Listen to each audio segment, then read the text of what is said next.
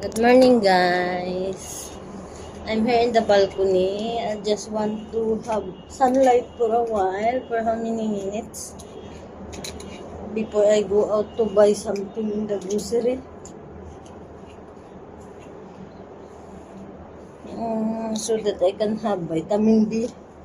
No need to buy vitamins. Genetic vitamins. I just need a sunlight.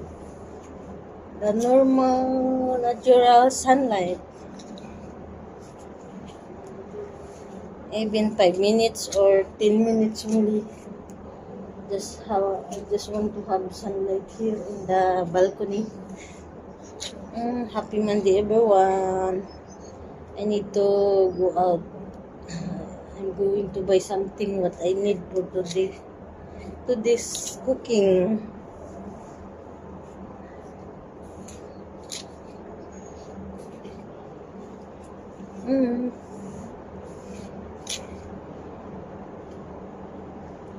It's a normal sunlight.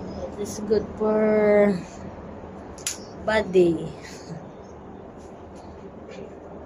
Only 5 minutes is enough because I'm going out also. I can have sunlight outside the house.